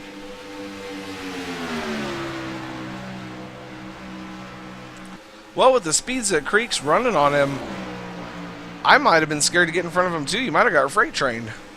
Absolutely, although if you can stick behind him, maybe use his draft, might still just have the ability to jump in when he goes to pit road. Remember, he is 2 laps down, but he's only just 2 laps down. And we're going to keep the camera on Creek for right now just to keep an eye on when he finally does pit. We have 20 laps remaining in this 200 lap race. So far, we have 180 laps under green flag. Almost unprecedented, Michael. Yeah, 200, we're going to hit 200 laps, and we're probably going to do it in under 2 hours. That is definitely impressive showing, if you ask me. Impressive show of skill from these drivers. So far, the biggest upset in this race has been 1 trip across the grass and 1 wall scrub. Exactly, Really right? minor conditions. And you know for a fact, and I know you know this to be true, but you go into an official race on iRacing with 20 cars at Charlotte for this many laps, how many cautions are there going to be? Oh, how many hands have you got? How many fingers have you got in each hand? Only 5. This is too many. This is just going to be a caution fest. I don't think I've seen an official race go completely incident-free. I've seen one go caution-free, still had incidents, but I don't think I've ever seen a race official on the oval side at a track shorter than a plate track go incident-free. Have you ever raced at Richmond yet? Unfortunately, yes. We went green flag the whole way at Richmond earlier this season.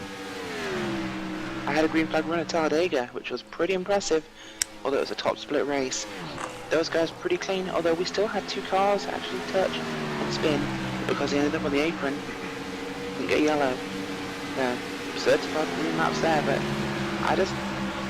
it shows the caliber of these drivers that they can manage to go this far, this well, and still keep it green. James Thorndyke still just holding station behind the car of Jeffrey Creek.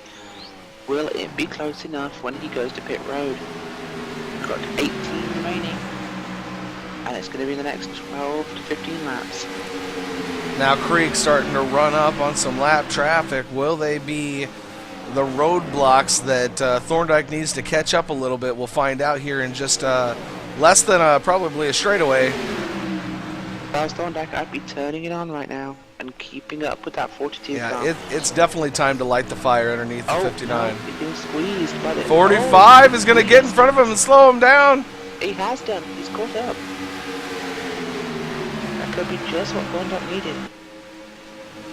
You know what? The battle here isn't between first and second. It's between first and 9th. The 45 Norton leading the 65. He's gained almost half the distance on the 42. Yeah, and you know he's probably breathing a little bit of a sigh of relief when that happened. Absolutely. The 45 losing his place to the 3. Those two, of course, back in position, Stephen Master and Richie Evans. Back at 59. The same lap as those cars, passing them. I think they let him through, thinking he was one of the leaders. I think they did too. He's been coming on so strong now, you know he's chasing down the 42. I think he realizes he has to get as close to him as possible, if not in front of him. He's starting to work up on him. Catching him up. Look at that powerhouse behind that 59 machine. He's working it now. I think he knows exactly what he's doing.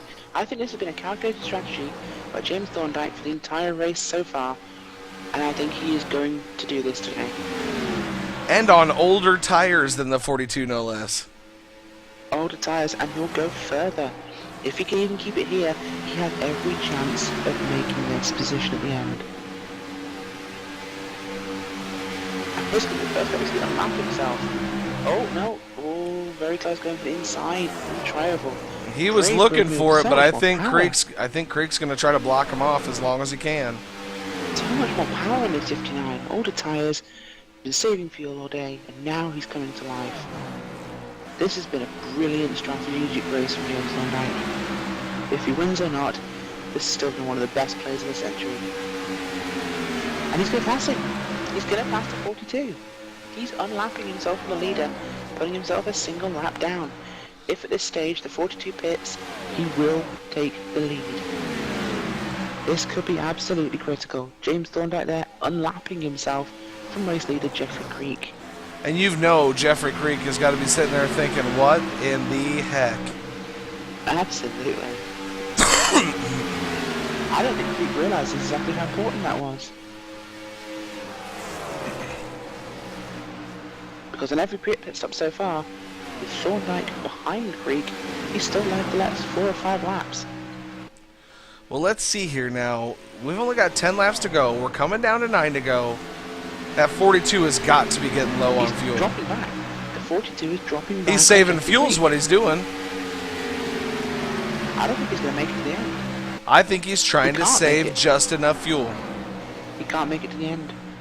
He's had more than 35 laps. We've not seen a car go further than 35 laps today. He's going to have to shut it off. I mean, he's going to have to shut it off on the straightaways, power through the corners, shut it off. I mean, it's going to be a nightmare to try to win this thing.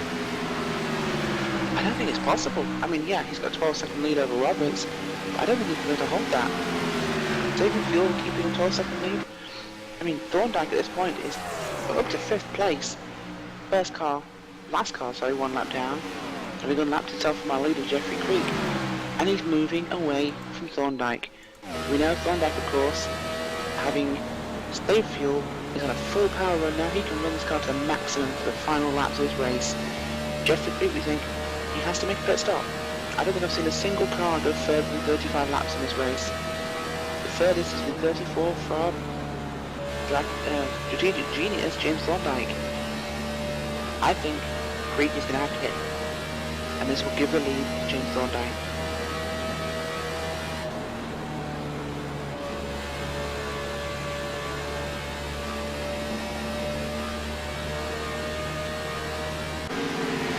Thorndike coming over some lap traffic now. He's moving out of his way. That's the 22 of Jose Pavon, and he's moving around the 15. Oh, that was so close. The 42 being held up. 42 falling even further back. The 00 of Kevin Parsons following him through. This 59 is powering away from our current race leader. Who'd have thought it would be watching the car a lap down ahead of the leader.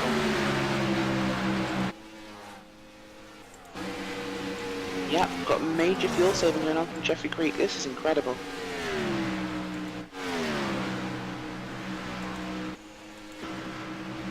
I don't know about you, Michael, but I've never been this excited watching a race. I don't know. I don't know what's going to happen. I mean, you would think Creek can't save that much fuel.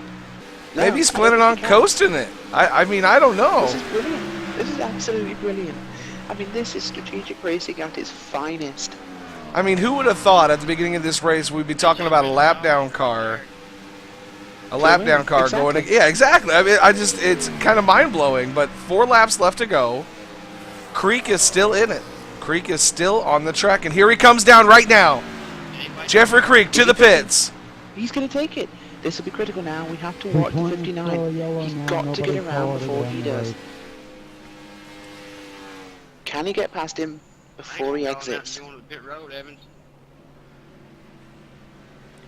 This is the critical time for Thorndike. He has to pull every ounce of power he's got.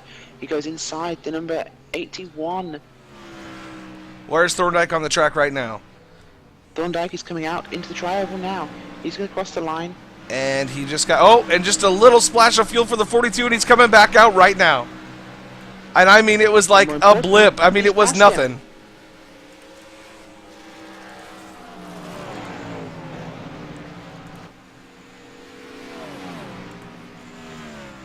Having to pit with 3 laps to go, that's going to be boring for Jeffrey Creek. William Roberts is going to be in as well, and Aaron Berger will also be in. There you have it, folks. Thorndike is back on the lead lap.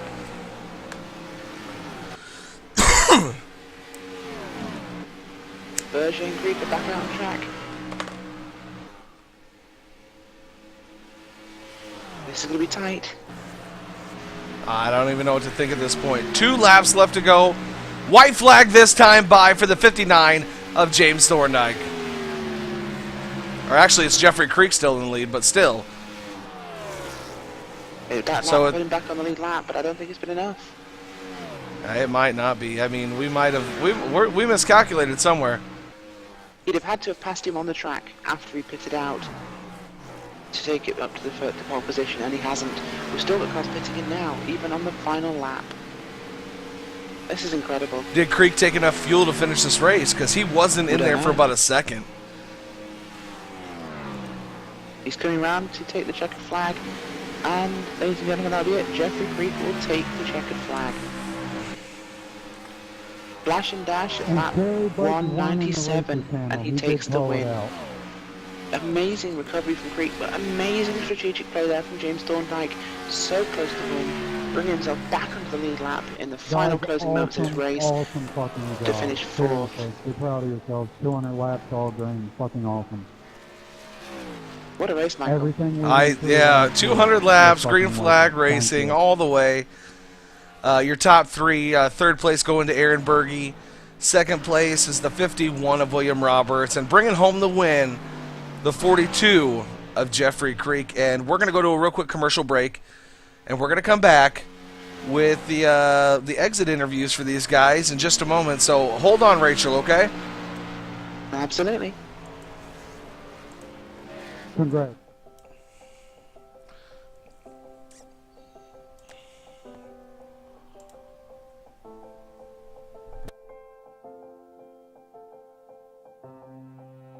Trucking has always been a part of me. It started years ago when my dad and granddad were hauling vegetables to market in Liverpool. The family immigrated to Canada in the late 60s and settled near Alliston, Ontario. I bought my first truck in 1982 and Mercer Trucking was born. Today, Mercer Trucking has over 50 trucks in terminals in Toronto and Los Angeles. Our storage facilities at both terminals can handle any size of distribution needs throughout North America. We service the continental U.S., including Hawaii and Alaska. We run over 120,000 miles per month and some of the best equipment on the road today. We specialize in less than truckload shipments, show freight, we do rush team service deliveries, and haul your refrigerated or heated product. Our regular team service from Canada to California is second to none, and our staff and drivers are among the best in the business. I'm proud of our people and what they can achieve. Trucking is in my blood, it's my livelihood, and it's what I do best.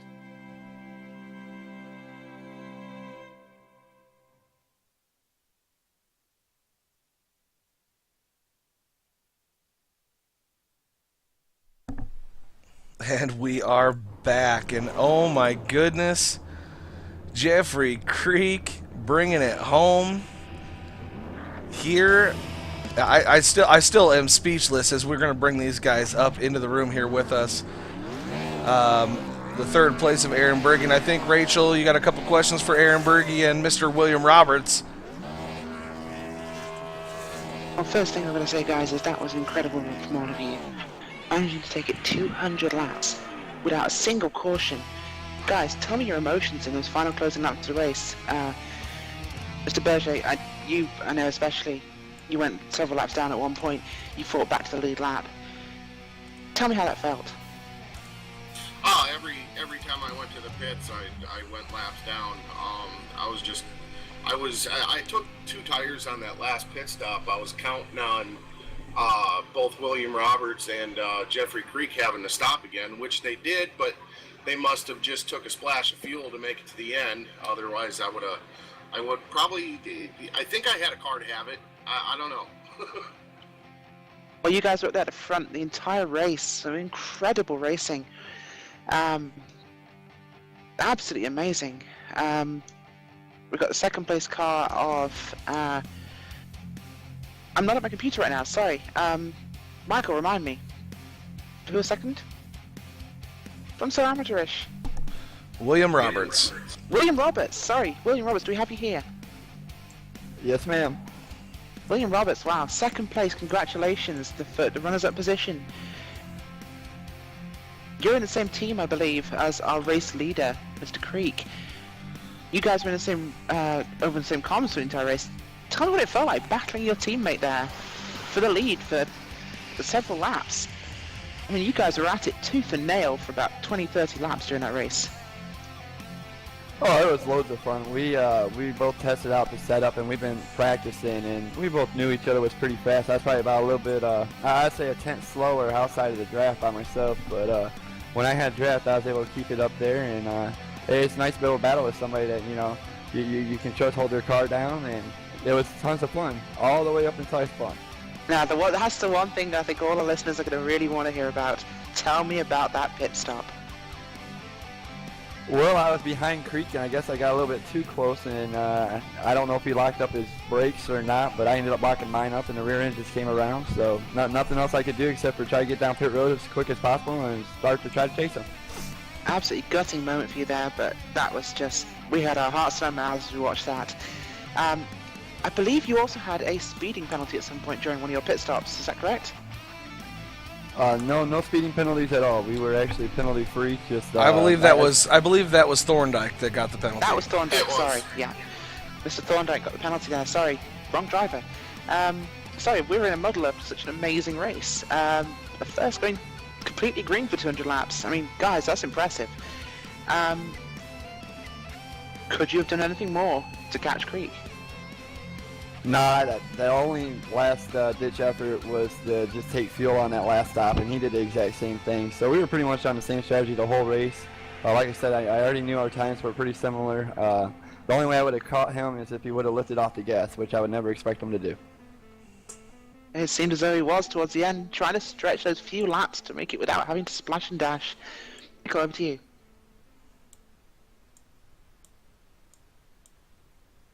And I don't think Michael's with us. I am. Guys, I am here. Oh, you are with us. Just one quick final one then, guys. Your thoughts on that start? How was that?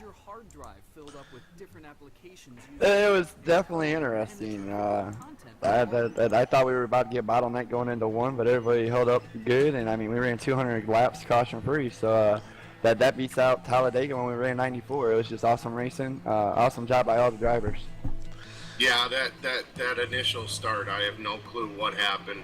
The back of the field, we all had to lay off the gas. I don't know. The inside line, for whatever, halfway up in the field, just checked up. Well, I don't know how track these things are going to happen, though, I think. Well, let's bring it down to our winner, Jeffrey Creek. What's up, Jeff? Hey, what's up, Wooly? Bringing it home and in great fashion, man. For a while there, we thought Thorndike was going to be able to pull it off. I mean, he had a great fuel strategy going, but you were able to pit. You didn't take any tires. If you had taken tires, Thorndike might have had this thing. What were your thoughts going through your mind when you seen Thorndike take the lead back every single time you were in the pits? I was kind of confused on how he was taking the lead. I mean, basically, because there was a couple times I was passing him, I knew he was a lap down. Yeah, I was just kind of dumbfounded as how he was getting the lead every time. But I knew he was on a different fuel strategy. But I was trying to just calculate in my head, and I was checking with the laps and trying to see where he was at. And the way I calculated it, he would have came up a few laps short anyway. So, and I knew I was going to. I tried to stretch as much as I could, but I came short about 2 laps. So I started saving way too late. Well, you did bring home the victory. Any sponsors you want to thank, Creek? Just Stephen Lutz over at Rugged Rocks. I also want to thank my teammates at Fast 4, Richie Evans, Mike Rominger, William Roberts, and also Christopher Perriman. Well, you guys, congratulations. 200 laps. Green flag racing. No cautions. Awesome job. Even Jose made it. Yeah, it was a great race. With a car that wasn't trashed. Right? Yeah, there was Jerome Howard scraped the wall early on, and he fell back real far. I mean, that was pretty much the end of his race after he knocked the toe in on that automobile. And what else did we have? We had Jose spinning through the infield, and that was about it. Yep, Just a quick last question, though. Yeah, what's... Sorry, this one is to William Roberts. William, you picked up some slight nose damage. Was that from your spin into pit road, or was that something else? Nah, that's from where I made a little bit of contact with, I believe, Jose. I wasn't aware he was pitting. He ended up going down and pulling the pit road, and I had to basically slam on my brakes there, and so I decided to pit there, and they ended up working out. Do you think if you hadn't had that slight bit of aero damage, you might have caught Jeffrey Creek? No, actually, the damage was kind of funny. It was helping me go faster. There you go, the quirks of aerodynamics, folks. Michael. Well, 300 miles. Charlotte Motor Speedway, the mecca of motorsports. Real Racing Online able to pull it off in great fashion with 0 cautions. 12 lead changes. Jeffrey Creek bringing it home, your winner. Thank you, everybody, for coming out tonight. And we will see you next week, and I believe we're going to Dover. So that should be interesting. Hey, one more thing for you, Willie. Yeah, what's up, buddy? I just got to say that's Fast Forward Motorsports. That's our 6th win of the season, and Dan Roper sucks. All right. Well, thank you for everybody out there watching tonight. We'll see you next week.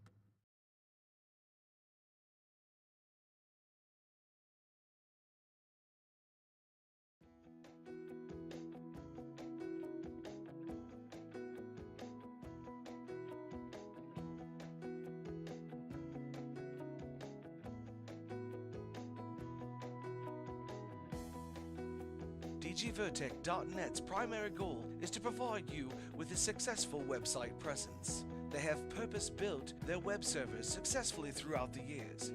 The stress testing has been done so that they can provide you with an enhanced web hosting technology that they design for using future standards today for tomorrow.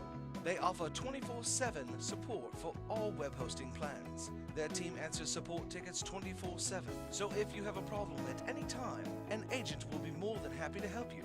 If you're not satisfied with your service within 7 days, then you can get a full money back guarantee. With with a 99 uptime guaranteed as well, with plans for shared hosting starting at just $2.95. It's clear to see why DG Vertec should be your choice for web hosting. Just go to www.dgvertec.net today, your web hosting solution.